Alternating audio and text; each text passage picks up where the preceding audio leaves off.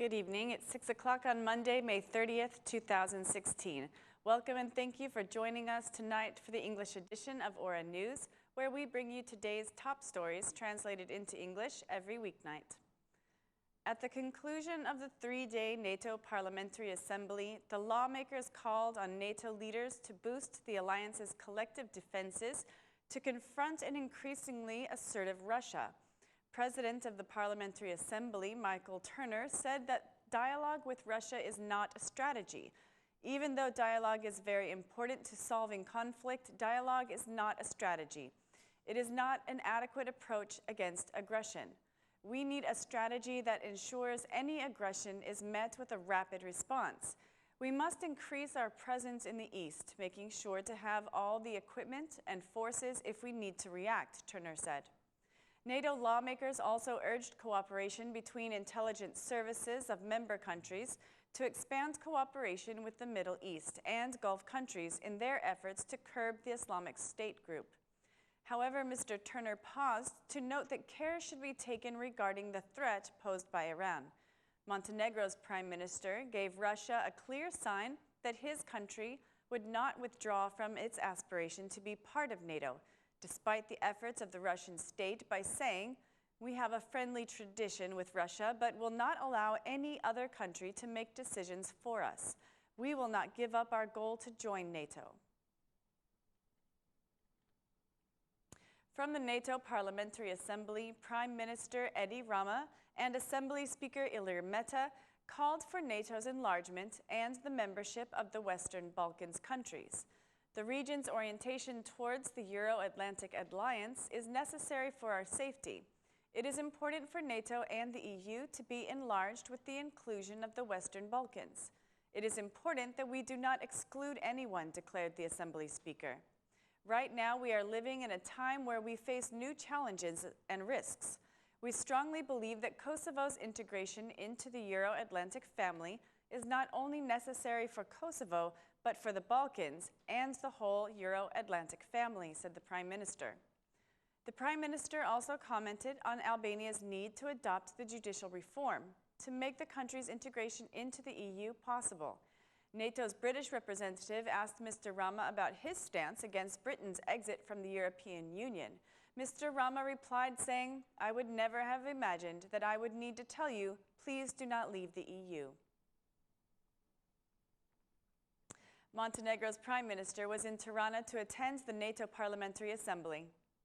The Assembly Speaker Ilir Meta held a meeting with Montenegro's Prime Minister, with whom he discussed strengthening relations between the two countries, along with recent developments in the region. During the meeting, Mr. Meta declared that Montenegro's and the Western Balkans membership into NATO would serve not only the region's stability, but also helps its global policies. NATO's enlargement, said Meta, should be a continuous process that should be followed by the European Union as well. For his part, the Prime Minister of Montenegro expressed gratitude for the support of Albania and noted that close relations between the two neighboring countries are a model for the region. During the meeting, they also discussed the rights of the Albanian minorities in Montenegro, sharing a common belief that minority rights are an added value to every country in the region. Albania's ambassador to Montenegro addressed recent debates over the use of some worrying definitions in the Montenegrin vocabulary by the Academy of Science of Montenegro. They shared their conviction that the terminology that was used is against the indigenous character of Albanians in Montenegro. Tirana's City Hall continues to work intensely to finish the playground at the Lake Park in order to keep the mayor's promised inauguration date of June 1st. The mayor considers the inauguration of the park on June 1st to be a public victory against those who objected and protested the project for about 4 months.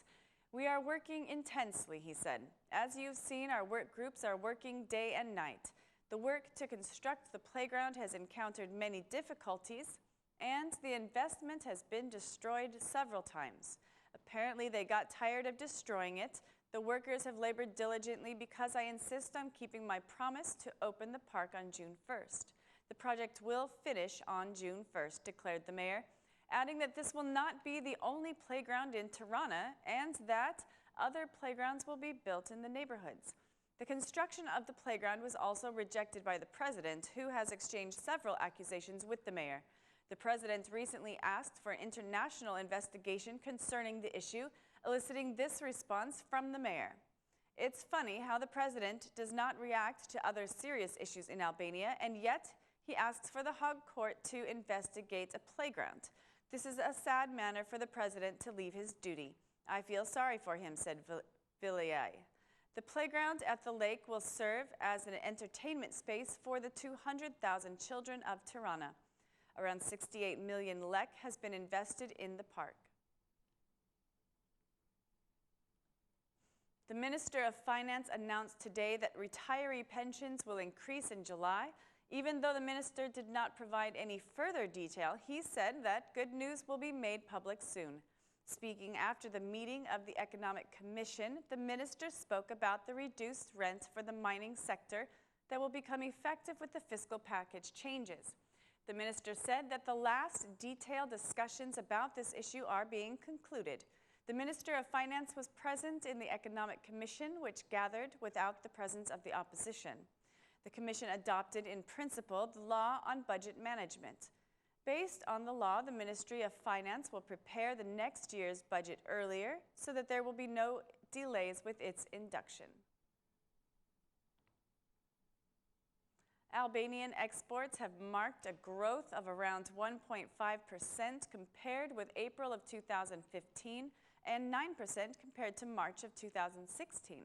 The latest INSTAT report highlights the fact that the main contribution to the growth of exports was given by the subgroup dress and shoes, which grew by 11.3%, and subgroup of foods, which contributed about 3.6%. The subgroup minerals, fuels, electricity has had a negative effect on the economy, dropping by 12.3 percentage points, and the machinery subgroup dropped by 1.1%. The sharp fall in mineral export levels was due to the international market prices falling, and also the imports of goods in April increased by 17.2% compared with April of 2015 and 9.1% compared to March 2016, making this month's trade deficit 30 billion lek, an increase of 31.4%.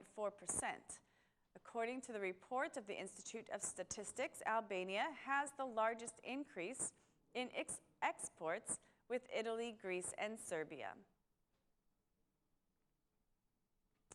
The French President, François Hollande, will organize a special ceremony at the Presidential Palace for the Albanian writer Ismail Kaderi to give him the title Commander of the Legion of Honor.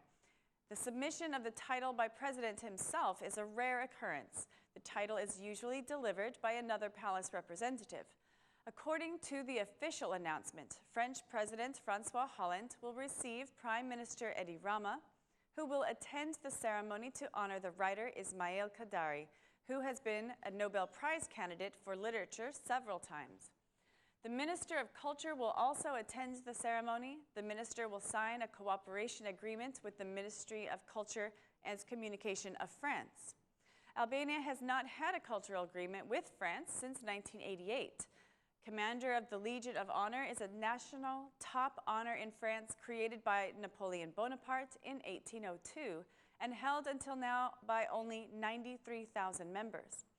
600 people were honored with this title this January. Ismail Kaderi is one of the greatest writers of literature and also one of the most famous writers of contemporary world literature. Ismail Kaderi's works have been translated into more than 45 languages and have received prestigious prizes like the Man Booker International Prize, the Prince of Asturias Award, and the Jerusalem Prize. That's all for our English edition this evening. Please join us again Monday through Saturday at 6 p.m. for your local news in English. My name is Mari, and on behalf of Aura News, thank you and good night.